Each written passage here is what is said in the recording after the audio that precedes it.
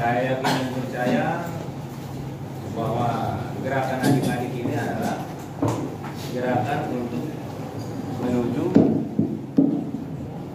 kehidupan pemerintahan yang lebih baik. Sampaikan bahwa untuk bapak Indonesia masyarakat bagaimana masyarakat kami coba cek dulu, jangan sampai ada curi kami.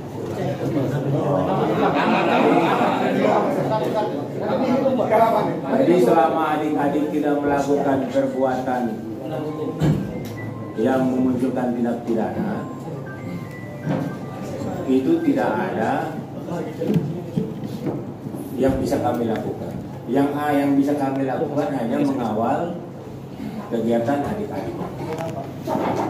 Kecuali kalau adik-adik sudah ada yang pukul, sudah ada yang merusak fasilitas umum, nah itu baru kita ambil. Yang diambil juga tidak terbumilan. Kalau tak kenal maka tak sayang tuh. Jadi nanti kalau ketemu di jalan, kalau sudah kenal, walaupun tidak pakai baju polisi, bisa tegur. Kalau asli dari Banten, sudah beristri, anak 3. Kebetulan saya di Malaka ini di NTT setelah pendidikan di SST NTT. Pertama dinas di Manado, di Sulawesi Utara, terus di Lampung, sekarang di NTT. Nah ini ada saya punya Kolaka, Farudi, kemudian ini Kabakop saya, Komaya, ini kasat saya.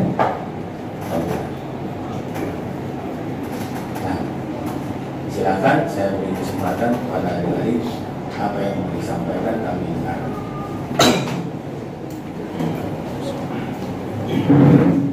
Baik, terima kasih untuk Bapak Kapolres bersama jajaran Kepolisian Resor Malaka yang sudah menerima kami dengan baik. Terima kasih banyak.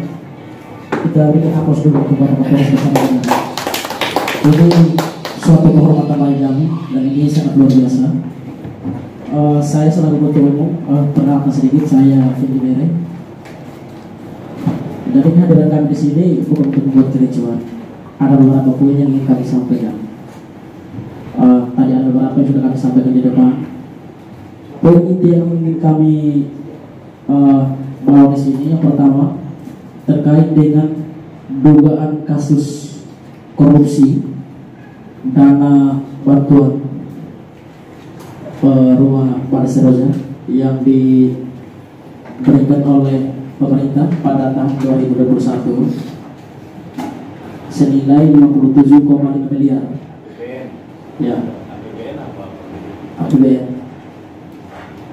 diberikan oleh pemerintah untuk masyarakat yang terlanda pada Seroja kemarin di tahun 2021. Kemudian dengan CPT yang senilai 5 miliar. Kemudian dugaan ini direkomendasi oleh Ketua DPRD bersama Komisi 3 DPRD Kabupaten Malaka merekomendasikan untuk Polres Malaka, kalau saya tidak salah, pada tanggal 2 April 2024 lalu, sesuai dengan perkembangan yang ada di media, kasus ini sudah dilimpahkan ke Polda NTT. Kehadiran kami di sini kami pertanyakan keterbukaan dari Bapak Kapolres bersama jajaran terkait dengan hasil penyelidikan sebelum kasus ini dilimpahkan ke Polda NTT. Jadi langsung saja, sebelum Bapak menjawab yang saya sampaikan, mungkin ada lagi dari saudara saya. Mungkin satu-satu dulu. Oh baik, kalau begitu Bapak jawab dulu yang dari saya terkait dengan itu. Kemudian nanti demi kesempatan untuk teman-teman yang lain.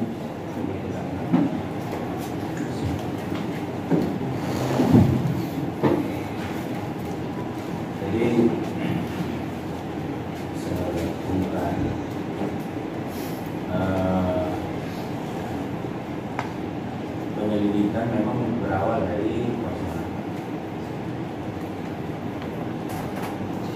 tidak salah itu 43 kontraktor ya. Jadi untuk Balai Seroja itu ada 43 kontraktor, dan 43 kontraktor ini posisinya tidak hanya ada tapi di luar, bahkan ada yang dari luar komunitas, bahkan ada yang dari luar komunitas, sehingga untuk percepatan makanya kasus tersebut naik. Pada prinsipnya terkait kasus korupsi, ketika dia sudah menjadi sebuah penyelidikan untuk dilakukan lidik khusus, itu dia akan terbuka. Mau sampai kapanpun itu akan terbuka. Itu harus diselesaikan. Memang tidak semua kasus korupsi itu mudah dalam pembuktian. Nah, contoh untuk Balai Seroja ini adalah ini tidak hanya satu buat kontraktor yang diambil keterangan. Itu kira-kira mengapa mungkin sampai saat ini masih statusnya masih. Tapi yang tidak percaya bahwasanya kasus itu tidak berhenti. Apalagi dengan kepemimpinan Bapak Presiden saat ini, Pak Prabowo mempunyai komitmen yang sangat kuat, yang sangat jelas. Adik-adik juga bisa melihat di media televisi baik sosial maupun televisi, ketika ada anggota Polri yang menyalahi dari kewenangannya, selesai semua proses. Jadi jawabannya saat ini masih dalam penyelidikan, dan itu sudah ranahnya Polda, kami juga tidak bisa berkomentar lebih jauh. Yang jelas yang bisa dipastikan adalah kasus tersebut tidak ada yang tetap berjalan. Memang setiap kasus perbedaannya ada tingkat kesulitan, itu saja. Contoh semisal penganiayaan terhadap anak. Yang satu secara visum luar dia ada tanda-tanda kekerasan. Yang satu kasus visum tidak ada tanda-tanda kekerasan. Nah, berbeda yang hasil visumnya ada tanda-tanda kekerasan, itu bisa kita lanjutkan lebih cepat dibandingkan dengan yang visum tidak ada tanda-tanda kekerasan, karena kita memerlukan lagi saksi ahli yang lain seperti saksi ahli dari psikiatrika, dari ahli psikologi, karena kekerasan terhadap anak itu tidak hanya secara fisik tapi juga secara mental, itu juga bisa. Artinya dari satu kasus dengan kasus yang lain itu memiliki tingkat kesulitan yang berbeda. Yang saya bisa jamin pastikan kepada adik-adik bahwasanya kasus ini tidak berhenti, tetap berjalan. Perkembangannya sampai di mana saya tidak bisa menjawab, karena memang saat ini permasalahan itu sudah ditangani oleh Polda ini. Ada tambahan Pak Hasan? Nah, cukup? Danis? Siap? Mau tambah? Siap? Saya rasa untuk yang skipping sudah ditangani oleh aparatur penegak hukum. Jadi mungkin satu kasus ditangani oleh dua institusi tertentu ya.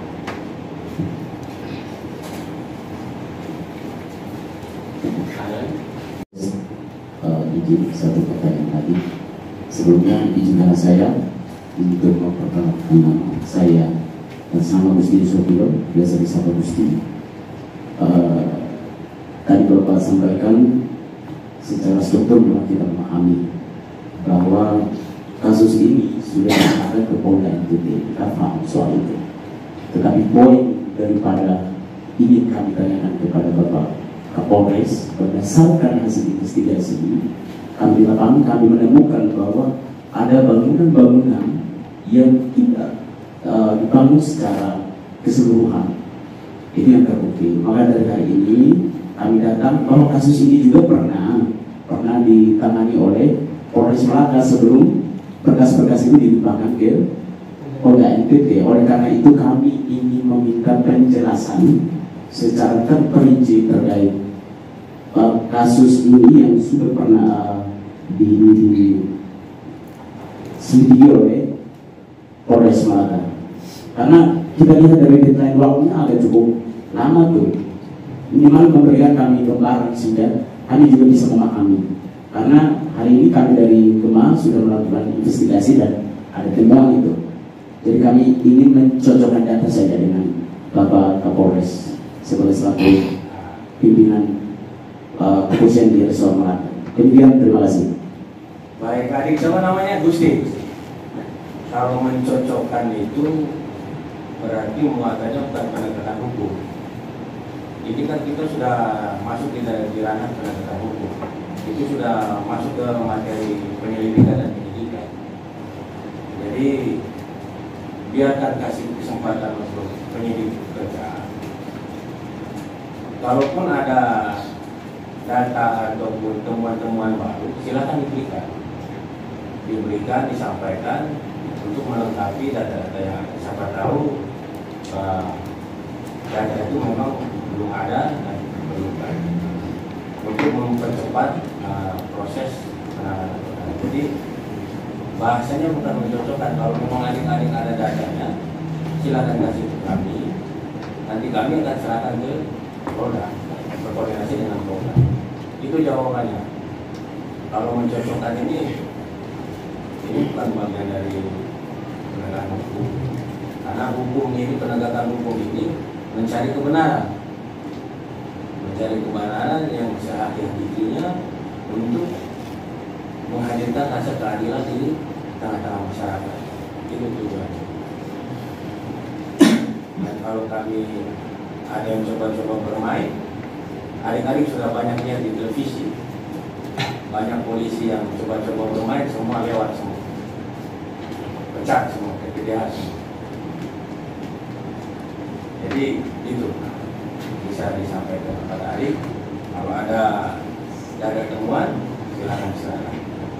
Baik Bapak, ada satu maksud saya, poin dari yang saya sampaikan itu, kasus ini kan pernah ditangani. Kami pengen dengar saja bahwa menurut Bapak mereka selama menangani kasus ini, apakah ada indikasi atau tidak? Itu yang kami ingin tanyakan. Poin begini ya. Kalau dia tidak ada indikasi, pasti sudah menyelidiki, pasti sudah dihentikan. Itu jawabannya. Tapi sampai saat ini tidak ada penghentian. Itu kan bisa dijawab. Itu bahasa hukumnya seperti itu. Kalau bahasa adik mungkin seperti itu tadi. Kalau tidak ditemukan, pasti sudah dihentikan, sudah dihentikan penyelidikan itu. Ini belum dihentikan, kan? Bisa dilakukan seperti yang adik tadi sampaikan. Cuma hanya masalah waktu saja. Karena tadi disampaikan tadi di awal lumayan kesulitannya lumayan tinggi karena melibatkan 43 kotak-kotak dan dana yang besar. Nah, kalau ada temuan-temuan yang baru seperti yang tadi disampaikan, ya diserahkan. Kalau disampaikan nanti kami koordinasikan dengan sini.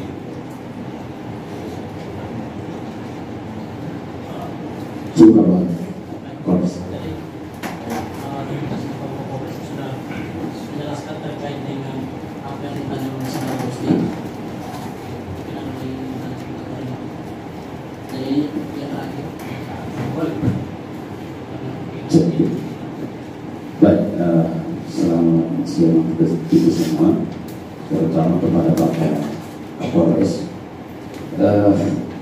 Terkait dengan masalah yang kami bawa ini terkait dugaan korupsi Seroja tahun 2021. Kebetulan kampung saya juga mengalami hal yang sama terkait dengan pada Seroja kemarin. Nah, ketika saya dengar tadi Bapak mungkin masih membutuhkan data-data,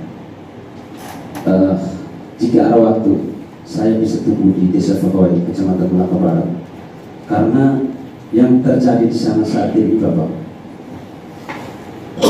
masyarakat penerima bantuan tersebut banyak yang ada yang hanya dibangun fondasi kemudian dilepaskan, yang terima bantuan yang sedang, ada yang hanya modal dicek kemudian dihentikan. Banyak sekali itu di Desa Fakoi.